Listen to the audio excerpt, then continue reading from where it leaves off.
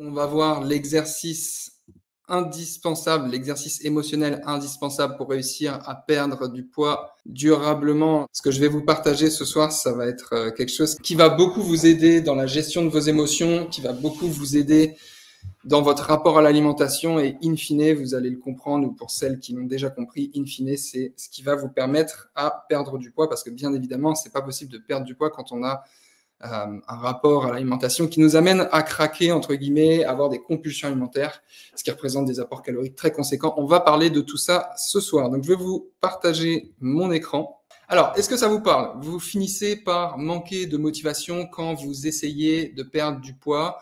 Vous avez tendance à vous interdire certains aliments, parfois jusqu'à craquer. Vous avez la sensation de manger vos émotions. Est-ce que ça vous parle? Est-ce que c'est des choses qui sonnent familiers chez vous? Est-ce que c'est des choses qui résonnent? Dites-moi dans le chat. Cette conférence ce soir, cet atelier, à qui il s'adresse? Il s'adresse à vous si vous avez une mauvaise relation à l'alimentation, si vos émotions ont un impact sur comment vous mangez, si vous avez tendance à... vous avez compris qu'il faut chercher des solutions sur la durée, que vous voulez avant tout perdre du poids pour vous, pour votre santé, pour votre confiance en vous, pour votre estime de vous. Si c'est le cas, bienvenue, vous êtes au bon endroit. Par contre, ce live, il n'est pas pour vous, malheureusement, si vous cherchez une méthode miracle, si vous cherchez une méthode rapide et magique, sans effort, si vous n'êtes pas prêt à apprendre, si vous cherchez un énième régime, une énième méthode à tester qui va vous amener des résultats sur le court terme, si vous n'êtes pas prêt à changer certaines de vos habitudes ou certains de vos schémas de pensée, malheureusement, ce ne sera pas pour vous. Alors, ce que vous allez découvrir aujourd'hui, vous allez découvrir pourquoi vous craquez sur des gâteaux et pas sur des légumes, comment adapter votre alimentation pour mieux gérer vos compulsions. On va voir une méthode pour apprendre à limiter les compulsions alimentaires et enfin l'exercice émotionnel indispensable, et je le mets en majuscule parce que c'est indispensable de se libérer de l'alimentation émotionnelle quand on ne connaît pas cet exercice. On va voir cet exercice à maîtriser pour vous libérer de l'alimentation émotionnelle et réussir votre perte de poids. Mon but aujourd'hui, ça va être de vous amener à développer des stratégies alimentaires pour mieux contrôler vos compulsions alimentaires et votre appétit, à développer des stratégies cognitives pour repenser votre relation avec la nourriture et apprendre à mieux gérer vos émotions. On va voir comment faire pour minimiser les pertes de contrôle tout en admettant que ça peut arriver. Et enfin, de comprendre que certains facteurs influencent clairement votre relation, notre relation à la nourriture. On est tous et toutes touchés par ça. Et la clé, c'est d'être capable de les identifier parce que manger plus que sa faim réelle, c'est pas forcément alarmant, ça nous arrive à tous, mais c'est parfois dépendant du contexte. Ça peut être avec des amis, avec de l'alcool, etc. Ingrid, est-ce qu'il y aura un replay? On va voir si on vous met le replay. Je pense que ce sera possible techniquement. Ce que je vais vous apprendre, c'est tout simplement ce qui a aidé des centaines de nos élèves ces dernières années, des personnes qu'on a coachées, que notre équipe a coachées, et ce qui leur a permis de débloquer leur perte de poids pour atteindre un corps avec lequel elles se sentent alignées, d'avoir une relation envers elles-mêmes, envers les autres, une confiance en elles, une estime d'elles-mêmes, tout ça, un rapport vraiment à elles-mêmes. Souvent, ce qu'ils nous disent, c'est j'ai enfin réappris à m'aimer. Et c'est souvent le point central et le point de départ finalement de cette relation à l'alimentation qui s'améliore et in fine une perte de poids. Donc ce que je vais vous apprendre aujourd'hui, c'est, je vous invite à mettre beaucoup de valeur parce que c'est tout simplement des conseils qui ont aidé des dizaines, des centaines de femmes à se réconcilier avec leurs émotions. Je vous ai mis ici quelques avis. Bon, l'idée, c'est pas que je vous les lise, c'est juste pour insister sur le fait que ce que je vais vous partager, c'est vraiment du contenu à très haute valeur, donc je vous invite à être très attentif. Ce genre de message, c'est le genre de message qu'on reçoit toutes les semaines. Je vous invite d'ailleurs, si vous ne connaissez pas, à aller voir nos pages d'avis. Suite à cette conférence, vous pourrez taper Kiné Coach Santé avis dans Google et puis vous verrez. Alors pourquoi je vous dis ça? Pour vous faire comprendre que, voilà, encore une fois, ce que je vais vous partager, c'est des choses très concrètes qui vont vraiment vous aider. Alors, pour celles qui ne nous connaissent pas, qui on est? Nous, on est Kiné Coach Santé, donc moi je suis Charles, je suis le cofondateur avec Aubin que vous voyez ici. On a une équipe de coachs et on a aidé, comme je vous le disais, plusieurs centaines de personnes, de femmes précisément, ces dernières années. Plus de 25 000. Bon, je ne vais pas vous lire tout ce qui est ici, mais c'est pour que vous sachiez un peu à qui vous avez affaire, c'est toujours intéressant. Est-ce que je vais vous décrire 3 situations et vous allez pouvoir m'écrire un peu dans le chat si c'est des choses que vous vivez. Alors, situation 1, une journée de discipline quasi militaire, durant laquelle vous avez l'impression de parfaitement contrôler votre alimentation, jusqu'au moment où va survenir un événement, ce qui vous fait ressentir de fortes émotions, positives comme négatives, ce qui vous amène soit à vouloir célébrer, soit à vous réconforter avec la nourriture. Donc, vous allez commencer par un premier petit paquet de chips, puis de carrés de chocolat, puis le paquet de gâteaux tout entier. Culpabilité, déception, ça arrive, jusqu'à la prochaine fois. Qui vit ça ici? Mettez-moi un dans le chat si c'est des choses qui vous arrivent encore ou qui vous sont arrivées par le passé. Situation 2. Quand vous êtes en famille ou avec des collègues, avec des amis, tout se passe bien, vous arrivez à contrôler entre guillemets vos portions et à écouter vos signaux de satiété. Par contre, c'est dans des moments de solitude où les choses vont se compliquer. Vous pensez systématiquement à la nourriture en permanence, particulièrement à cette tablette de chocolat soigneusement rangée dans le placard. Vous savez que c'est le placard dans la cuisine, vous savez exactement où est-ce qu'elle est, tablette de chocolat ou autre aliment réconfortant, et vous savez parfaitement que ça, c'est pas en adéquation avec votre objectif de perte de poids, mais c'est comme plus fort que vous. Et enfin, situation 3, après avoir fait quelques régimes, tous plus restrictifs ou farfelus les uns que les autres, votre poids fait le yo-yo depuis des années, parfois une bonne dizaine d'années, vous ne comprenez pas vraiment pourquoi, mais vous n'arrivez pas à maîtriser certaines situations dans lesquelles la nourriture est en abondance autour de vous. Ça peut être des soirées entre amis, en famille. Vous n'arrivez pas à maîtriser ça. Et la pression des proches, ça peut parfois vous peser. Vous vous lancez dans une semaine parfaite suite à ça. Je mets entre guillemets la semaine parfaite. Vous savez, c'est le genre de semaine où on se dit « Ok, à partir de demain, je fais tout bien » pour rattraper les compulsions, les craquages du week-end. Si ce sont des situations qui vous parlent, voilà les étapes à suivre et on va les décortiquer une par une. Donc la première étape, ça va être de mettre des mots sur ce que l'on vit. Donc c'est parti. De quoi s'agit-il? Qu'est-ce que vous vivez? Qu'est-ce que c'est qu'un craquage? Qu'est-ce que c'est qu'une compulsion alimentaire? Donc tout simplement, une compulsion alimentaire, c'est une période dans laquelle on va subir ou non d'ailleurs une perte de contrôle, occasionnelle ou récurrente, plusieurs fois par semaine, où on va manger sans faim réelle ou au-delà de sa faim, plus que ce qu'on voudrait, et parfois c'est suivi de culpabilité. Donc il y a plusieurs types de contrôle types de perte de contrôle auxquels on va s'intéresser ce soir. Le premier, ça va être l'hyperphagie. Ce qu'on appelle l'hyperphagie, ça peut être une période pendant laquelle on va perdre le contrôle, on va manger par exemple un grand paquet de chips avec du fromage ou des aliments assez gras et sucrés assez rapidement. On se sent vraiment incapable d'arrêter, c'est plus fort que nous. Et généralement, ce qui s'ensuit, c'est de la culpabilité. On déteste notre corps après une compulsion alimentaire de ce type qu'on appelle hyperphagie. Le deuxième type, ça va être ce qu'on appelle l'alimentation émotionnelle. Typiquement, on va manger en réponse à une émotion qui va être forte. Par exemple, quand on est stressé, quand on est en colère, quand on est triste, quand on est déçu, on va de manière assez automatique aller combler cette émotion en mangeant des aliments qu'on a l'habitude de manger. Par exemple, quand on est triste, quand on est en colère, ça peut être les mêmes aliments, mais ça peut être aussi des aliments qui sont différents en fonction de l'émotion qui est ressentie, mais toujours dans le but d'apaiser et de calmer cette émotion. Et à l'issue de ça, évidemment, généralement, on va se sentir coupable d'avoir mangé ces aliments. Et parfois, on se pose des questions concernant notre santé à long terme parce qu'on sait qu'on est pris dans ce cercle vicieux. Ça, c'est l'alimentation émotionnelle. Et le troisième type de perte de contrôle, ça va être quand on se sent un peu bon vivant, bonne vivante. Généralement, certaines personnes disent qu'elles sont épicuriennes, c'est-à-dire que c'est des situations où il y a beaucoup de nourriture sur la table, quand c'est des périodes de fête, anniversaire, Noël, Pâques, etc. Okay, il y a beaucoup de nourriture sur la table et c'est des périodes où vous constatez que vous allez manger au-delà de votre faim et vous allez perdre le contrôle. Et s'ensuit d'ailleurs parfois un peu de culpabilité toujours, mais pas forcément. Mais c'est aussi une forme de perte de contrôle. Alors, on va voir maintenant les déclencheurs de cette perte de contrôle. Souvent, ça va être les privations, que ce soit des privations mentales, on va se dire ça c'est interdit comme aliment, ça c'est bon, ça c'est mauvais.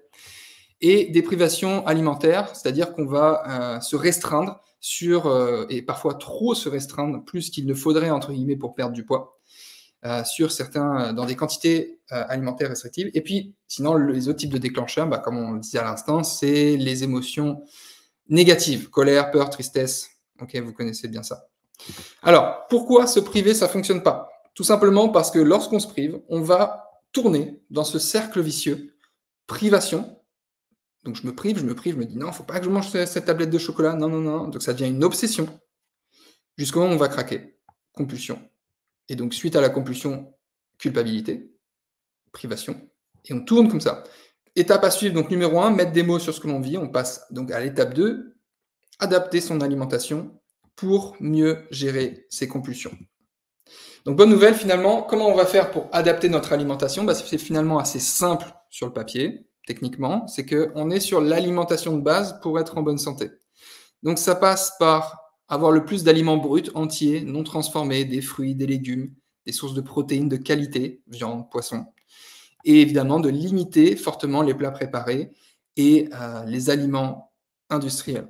Petite précision sur les glucides. Souvent, on récupère des élèves en début d'accompagnement qui vont nous dire moi, les glucides, moi, surtout le soir, j'en prends pas parce que j'ai entendu dire que ça faisait grossir. Supprimer les glucides ou les réduire très fortement quand on souffre d'alimentation émotionnelle, c'est littéralement se tirer une balle dans le pied. Pourquoi? Rapidement, sans trop entrer dans des détails techniques, il y a un lien avec ce qu'on appelle la sérotonine. La sérotonine, c'est un neurotransmetteur qui joue sur notre morale.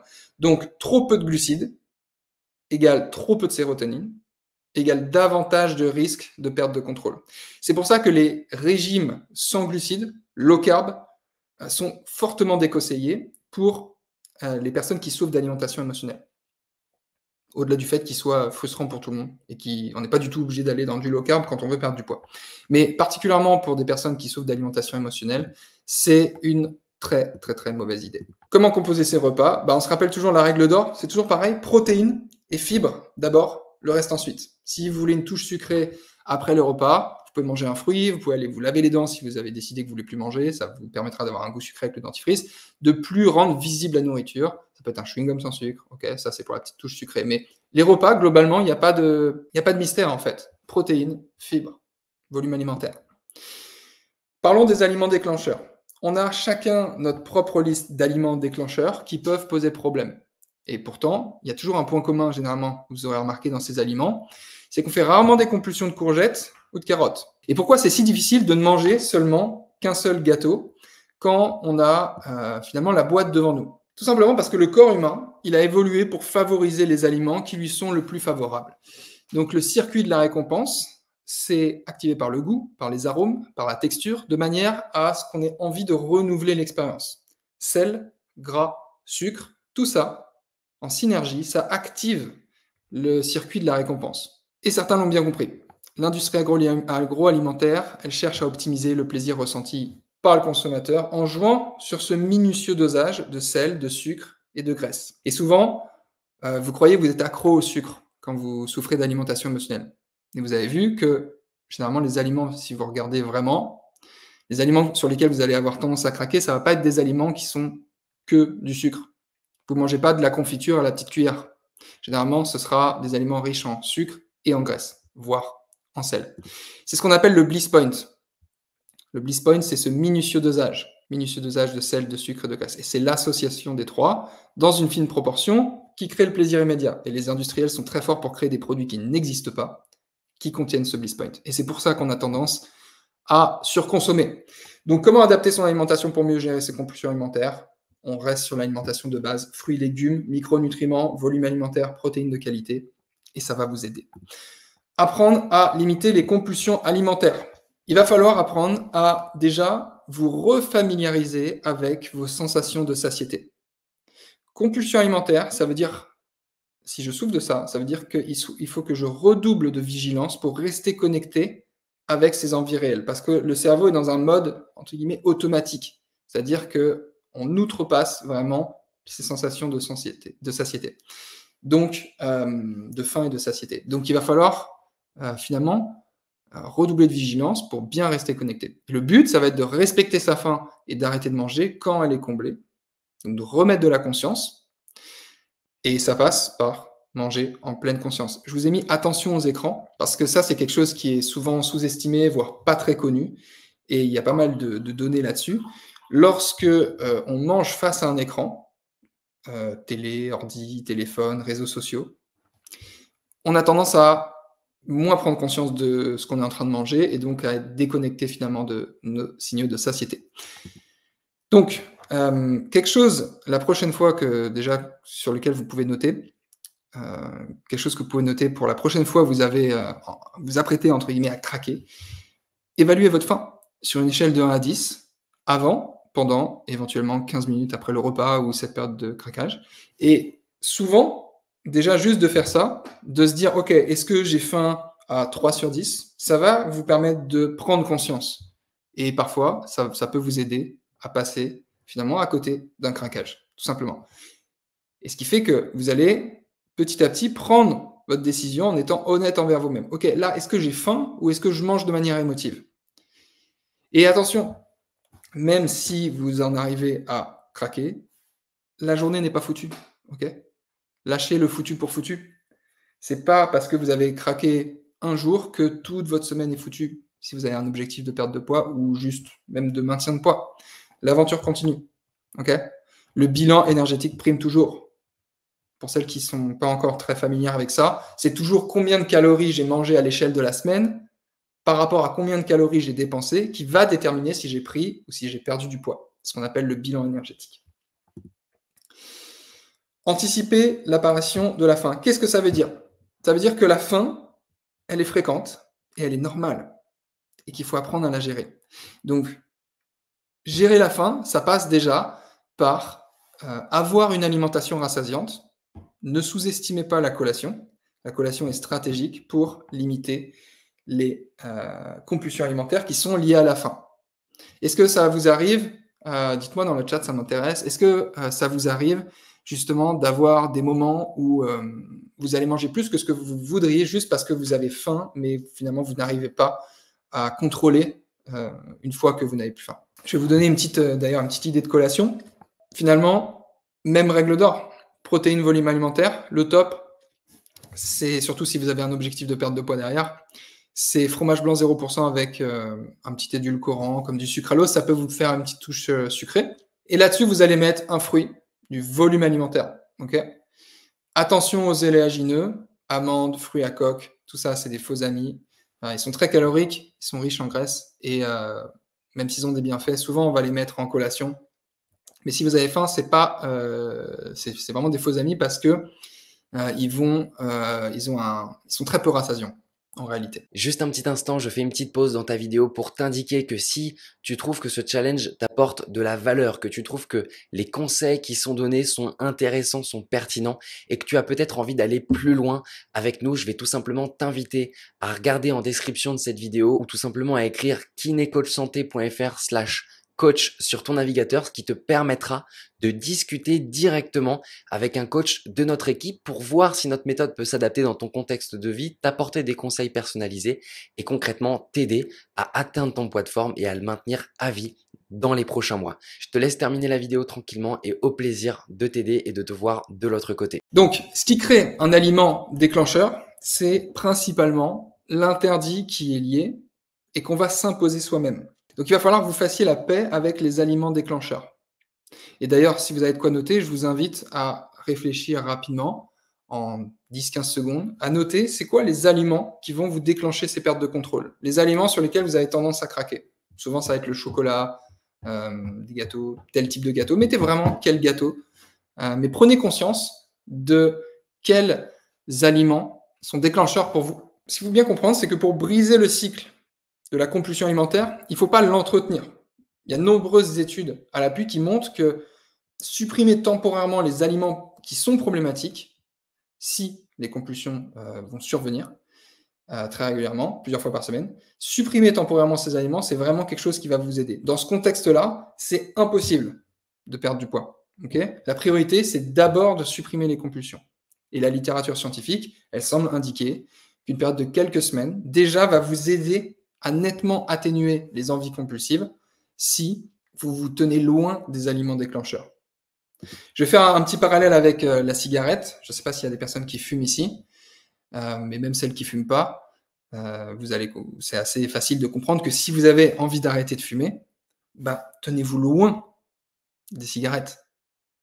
Quelqu'un qui réussit plus facilement à arrêter de fumer, c'est quelqu'un qui n'a pas de cigarette chez soi. C'est du bon sens. Donc, attention, c'est pareil avec les aliments déclencheurs. Supprimez-les de votre champ visuel. Donc, dans la vraie vie, ça veut dire videz vos placards des aliments sur lesquels vous avez tendance à craquer. Prenez conscience d'à quel point les publicités vont avoir un rôle. Je vous ai mis une pub ici. Alors là, c'est une pub McDo. Mais par exemple, je suis sûr que vous l'avez déjà vu, cette pub McDo. Ils ont une pub, il n'y a même pas marqué McDo dessus. C'est juste une grande frite. Je suis sûr que vous la connaissez, cette pub. Elle est sur les arrêts de bus. Mais vous reconnaissez les frites du McDo. Pourquoi ils font ça? Pourquoi ils n'ont même pas besoin de mettre le petit M du McDo? Parce qu'ils savent très bien que ces frites-là, dans ce packaging, vous les connaissez et que ça fait mouliner votre inconscient. Donc, ne sous-estimez pas le pouvoir des aliments déclencheurs dans votre champ visuel. Attention aussi aux réseaux sociaux.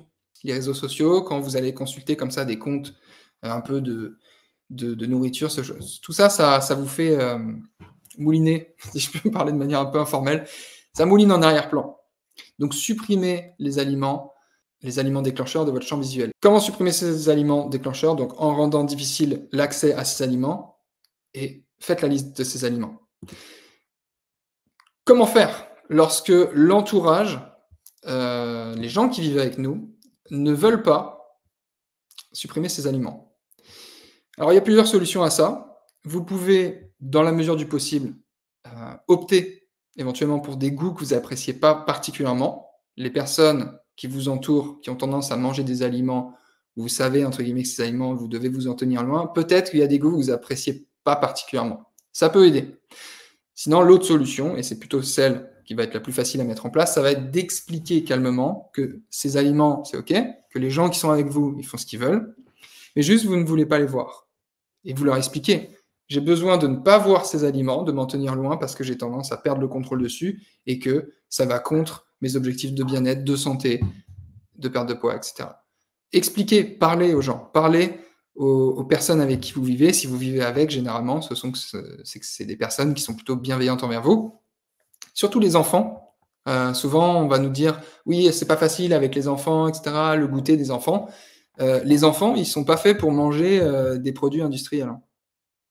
Je ne prends pas de ton moralisateur, n'y voyez aucun mépris de ma part, mais souvent, on va dire, oui, mais les enfants, les gâteaux, etc. Les enfants, ils sont comme vous. Vous leur donnez du fromage blanc avec des fruits en goûter, ça ira très bien. C'est pas parce que c'est des enfants qui doivent manger ce type d'aliments transformés.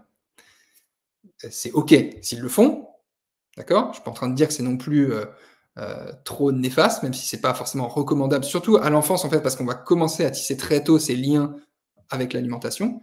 Mais en tout cas, si les enfants mangent ça, vous n'êtes pas obligé de le manger. Et vous pouvez leur expliquer, et souvent, ils vont être bienveillants. Alors, comment faire quand c'est impossible de résister? Parce que souvent, si vous souffrez d'alimentation émotionnelle, je sais que c'est pas forcément le conseil le plus facile et le plus aidant de vous dire videz vos placards. Mais si c'est impossible de résister et que vous avez rendu difficile d'accès à ces aliments, bah vous allez être obligé de faire l'action d'aller sortir, d'aller l'acheter, de sortir, éventuellement de prendre la voiture. Tout ça, c'est du temps pendant lequel votre niveau de conscience sur qu'est-ce que vous êtes en train de faire va augmenter. Ce niveau de conscience va augmenter. Et donc, vous pouvez réfléchir à ce que vous êtes en train de faire. Et ça va vous amener à casser le comportement automatique. Si vous prenez la décision de manger, très bien, mais faites-le en pleine conscience. Et soyez à l'écoute de vos sensations. Même si vous n'arrivez pas à résister à ces aliments déclencheurs, c'est déjà un énorme premier pas que de prendre conscience de qu'est-ce qui se passe. D'être à l'écoute de ces sensations. Que ce soit émotionnel, mais aussi de qu'est-ce que je mange. Plaisir, goût, odeur, texture. Et vous allez davantage en plus apprécier ce que vous mangez. Et ensuite, quand vous les avez supprimés pendant un temps, le but, c'est pas de s'en priver toute votre vie, c'est de réintroduire progressivement. Et une fois cette période de suppression passée, il va falloir les réintroduire petit à petit. Mais retenez bien cette idée.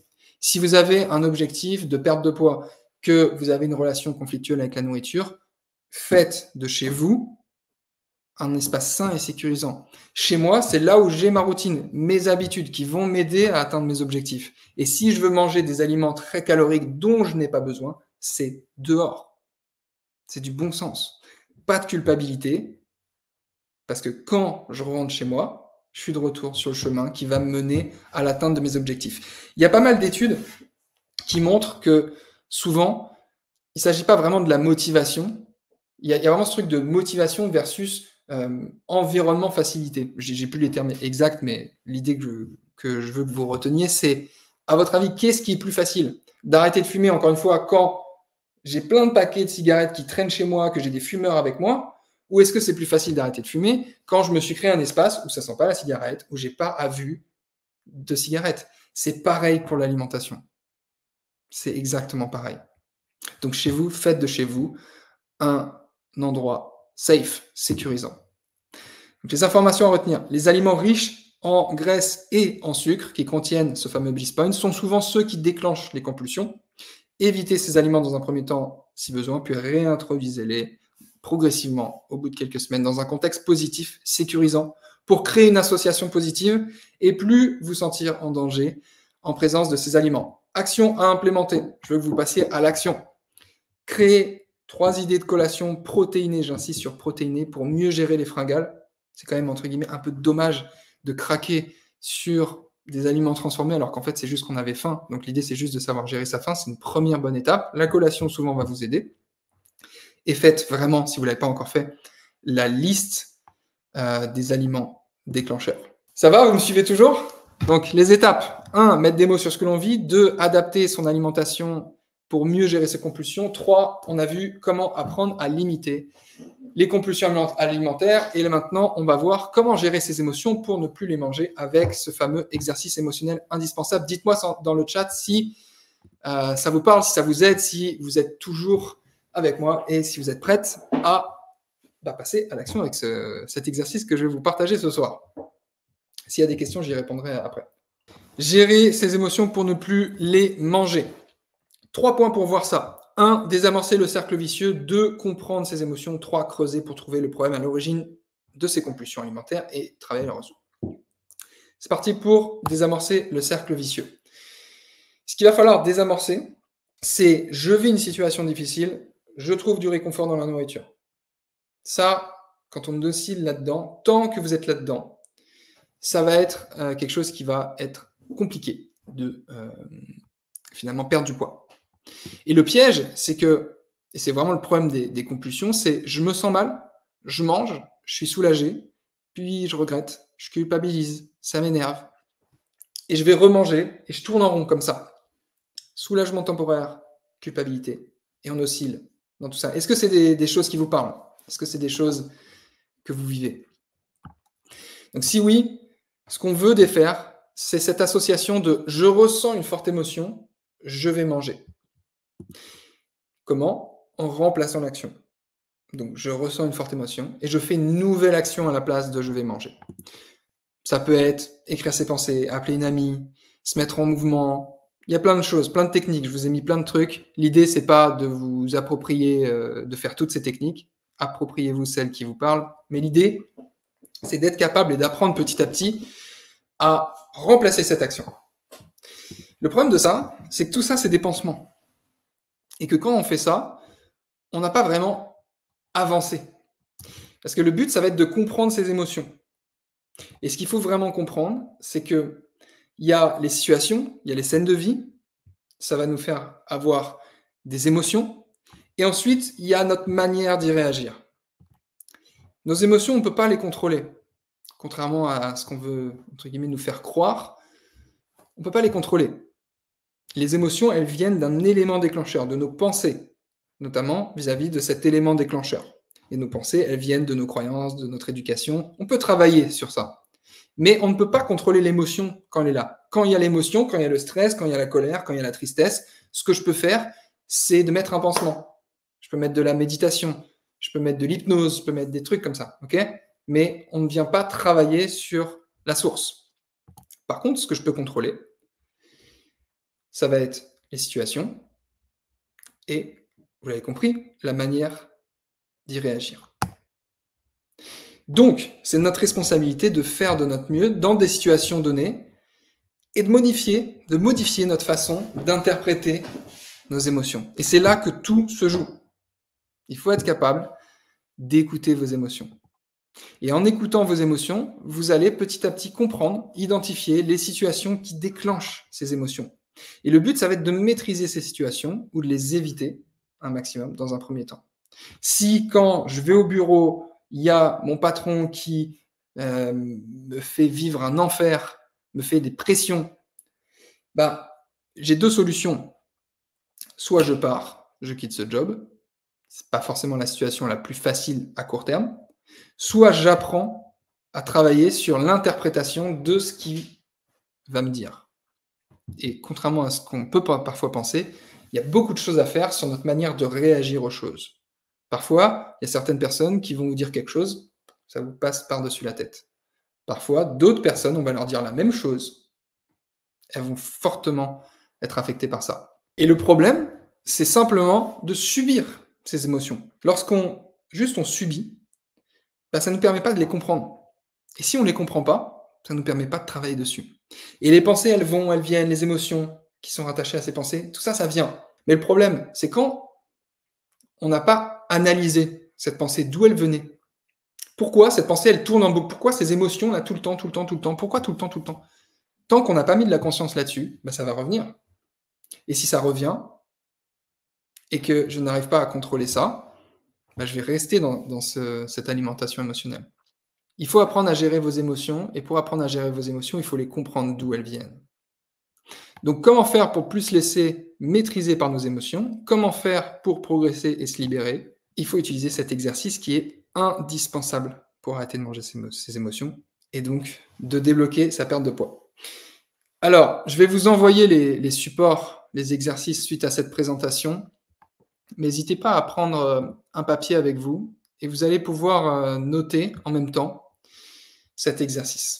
Cet exercice, c'est quoi? C'est ce qu'on appelle un journal alimentaire émotionnel. Il y a beaucoup de données scientifiques qui montrent, notamment via les thérapies cognitivo-comportementales, qui montrent l'efficacité de cet exercice. Et c'est quelque chose, je vous le dis une fois de plus, qui a aidé des dizaines, des centaines de nos élèves à comprendre ce qu'elles vivent.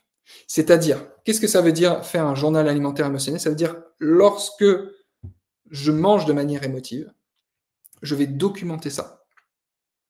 Et ça va passer par différentes choses. Donc, vous pouvez utiliser sur votre feuille, vous pouvez dresser 6 colonnes. Faites un tableau, juste 6 colonnes comme ça. Et chaque ligne ici, ce sera une situation. Et vous allez voir que il faut suivre différentes choses. Une première chose, ça va être la date et l'heure, parce que parfois, ça arrive plusieurs fois dans la journée pour certains d'entre vous. Donc, notez, c'était quand? Quelle date? Quelle heure? Notez les aliments consommés. Rappelez-vous, on parlait des aliments déclencheurs tout à l'heure. Notez les aliments. Prenez conscience des aliments déclencheurs. Et vous allez voir que souvent, il y a des aliments qui reviennent. Dans quel contexte? C'était où? C'était avec qui? Dans quel contexte ça s'est produit? Est-ce qu'il y a eu perte de contrôle? Oui, non. Bon, perte de contrôle, c'est j'ai arrêté de manger jusqu'à ce que je me déteste. Jusqu'à ce que je ne puisse plus manger, jusqu'à ce que c'était trop. Surtout émotionnellement. Ou jusqu'à ce que j'ai mal au ventre. Perte de contrôle. Si je mange trop plus que ce que je voulais, mais que quand même à un moment j'arrive à m'arrêter parce que je me dis ok, là il faut vraiment que j'arrête, on peut dire qu'il n'y a pas perte de contrôle. Bon, ça c'est assez subjectif, mais c'est juste pour voir une tendance. Quelles étaient mes pensées à ce moment-là? C'était quand? Qu'est-ce que j'ai mangé? C'était où? Avec qui? Est-ce que j'ai perdu du contrôle? C'était quoi mes pensées? Bon, ça souvent ça ne va pas tenir dans cette case, mais vous pouvez la faire plus grande, la colonne. C'était quoi mes pensées? Qu'est-ce que je me suis dit à ce moment-là? Et quelles étaient les émotions ressenties? Je vais vous donner un document après qui va vous aider à mettre des mots sur vos émotions. Ça peut être des émotions positives, ça peut être des émotions plutôt connotées négatives. Négative, ça va être j'étais anxieuse, j'étais en colère, j'étais dégoûtée, déçue, je me sentais impuissante, humiliée, insécure, intimidée. Ok? L'idée, ça va être de noter, c'était ça mes pensées et c'était ça les émotions que je ressentais. Et suite à ça, petit à petit, de jour en jour, de semaine en semaine, vous allez avoir un journal alimentaire et vous allez avoir des données, du contexte. Et vous allez voir qu'il y a ce qu'on appelle des patterns, des cycles qui se répètent. Vous allez identifier, tiens, à chaque fois que je mange, notamment tel type d'aliment, c'est au bureau avec le patron qui me les brise. OK, il faut peut-être que je travaille sur, ma relation avec lui pour peut-être lui dire les choses pour apaiser cette relation. Avec, mon conjoint, avec, vous avez compris, OK? Il y a des situations qui vont se répéter et c'est comme ça que vous allez voir, OK, 17 octobre à telle heure, j'ai mangé ça, j'étais seul chez moi. Après l'annulation d'une rencontre, j'avais un rendez-vous avec quelqu'un qui m'a planté. Perte de contrôle, oui. Pensée, je me sens seul, il a annulé parce que, je suis grosse. Voilà, ça c'est pas moi qui l'invente, hein. Ça, c'est des situations concrètes qui apparaissent. C'est des choses qu'on va se dire, que nos élèves se disent. Ce que je vous partage, c'est des vraies situations de vie. Peut-être que certaines ici vont vous parler. C'est des vrais trucs qui arrivent. OK, qu'est-ce que je ressens? Tristesse, désespéré. Une fois que j'ai ça, j'ai beaucoup plus de clarté pour tirer des enseignements de ces compulsions. Vous comprenez où je veux en venir? C'est du bon sens. Personne ne fait ça. Aucune personne à qui on n'a malheureusement pas expliqué ça ne peut deviner qu'en juste faisant ça, ça va lui amener plus de clarté. Parce que généralement, quelqu'un qui mange ses émotions subit ça. Donc, à partir de maintenant, et petit à petit, vous allez voir que vous allez avoir beaucoup plus de clarté, tirez des enseignements de ces compulsions en tenant un journal alimentaire. Et vous aurez le contexte. Est-ce que j'avais faim? Pas faim. Ça va être des premières pistes de travail. Et ça permet de lâcher un poids, lâcher la culpabilité, de vraiment comprendre petit à petit ce qui se passe. Encore une fois, je vous donnerai ces documents à l'issue de la présentation, mais c'est très important de comprendre. Donc, gérer ses émotions pour ne plus les manger. Comment faire? 1, on l'a vu, désamorcer le cercle vicieux. 2, comprendre ses émotions en utilisant un journal alimentaire émotionnel. Mais ça ne suffit pas. Vous avez compris que lorsqu'on a des données, journal alimentaire émotionnel, ensuite, il y a des choses qui vont apparaître et il va falloir travailler sur ces choses, ces déclencheurs, pour ne plus, pour plus qu'ils arrivent. Et donc, il va falloir creuser pour trouver le problème à l'origine de ces compulsions alimentaires et travailler à le résoudre. Et bien évidemment, chaque situation est différente. L'identifier, ça permet de pouvoir travailler dessus, éventuellement de se faire accompagner lorsque on n'arrive pas à se dépatouiller de ça toute seule. Et c'est ce que nos élèves font, notamment à travers la méthode de rééquilibrage émotionnel pour se libérer de l'alimentation émotionnelle. Donc la méthode de rééquilibrage émotionnel, qu'est-ce que c'est? C'est une méthode qu'on apprend à toutes nos élèves qu'on accompagne. C'est vraiment un tronc commun de l'accompagnement qui va leur permettre de rééquilibrer leur perception, qui va leur permettre de comprendre finalement pourquoi elles ont réagi de telle manière ou de telle manière quand on leur dit ça ou par rapport à certains événements du passé. Et donc c'est pour ça, et c'est comme ça qu'on travaille. Si vous êtes ici, c'est que le sujet de l'alimentation émotionnelle, ça vous parle. Mais si vous voulez perdre du poids, ça va être compliqué, voire impossible si vous souffrez de cette alimentation émotionnelle. Si vous voulez perdre du poids, il va falloir, vous l'avez compris, que vous vous concentriez d'abord sur la gestion de vos émotions et sur votre relation à l'alimentation. Vous voyez, dans une passoire, il y a de l'eau qui s'écoule. Il y a des petits trous ici. Les petits trous, c'est le nombre de petits trous et puis la taille des trous. Ça va déterminer la vitesse à laquelle l'eau va s'écouler. Imaginez que votre corps, c'est comme une passoire, il y a de l'eau qui rentre. L'eau, on va dire, c'est l'eau qui est dans la passoire. Ça va être vos stocks de graisse. Et vous ne pouvez pas perdre de la graisse plus rapidement qu'une certaine vitesse. On a tous une vitesse de perte de graisse maximale. Et c'est représenté ici par les petits trous. Le problème quand on souffre d'alimentation émotionnelle, c'est que on perd de la graisse, okay, on met en place des actions, que ce soit sur l'activité physique, sur l'alimentation, etc. Mais on met beaucoup d'eau. Donc la passoire ne peut pas se vider. C'est impossible de perdre du poids dans ce contexte-là. Et ce qu'on fait avec nos élèves, déjà la priorité, ça va être de faire en sorte que le flux d'eau qui arrive dans cette passoire, il réduise. Et c'est déjà une très très bonne nouvelle que d'être dans une situation où on ne prend plus de poids. Même si parfois je sais que ça va jamais assez vite, on n'arrive pas à perdre du poids, on se dit « Ah, j'arrive pas à perdre du poids », mais c'est déjà une excellente nouvelle quand on souffre ou qu'on a souffert d'alimentation émotionnelle, de ne plus prendre de poids, d'être à maintenance calorique, comme on dit. Et donc déjà, le premier objectif, c'est de réduire le flux d'eau qui arrive dans la passoire, de manière à ce que, déjà, ça ne déborde plus et ce soit plus facile. Et petit à petit, lorsqu'on se libère de l'alimentation émotionnelle, Le fluido est toujours là, ok, on s'autorise toujours des aliments. Rappelez-vous les aliments déclencheurs de tout à l'heure. On s'autorise ces aliments, mais dans des quantités qui ne vont pas compromettre le fait que la passoire se vide. Et donc petit à petit, je me libère de mes stocks de graisse superflus, la passoire se vide, et je continue toujours à me faire plaisir. Donc si vous voulez perdre du poids, gardez bien à l'esprit que la perte de poids sera la conséquence de votre rapport à l'alimentation si et seulement si vous faites les choses correctement. Pourquoi? Parce que souvent, on va catégoriser la perte de poids de manière unilatérale.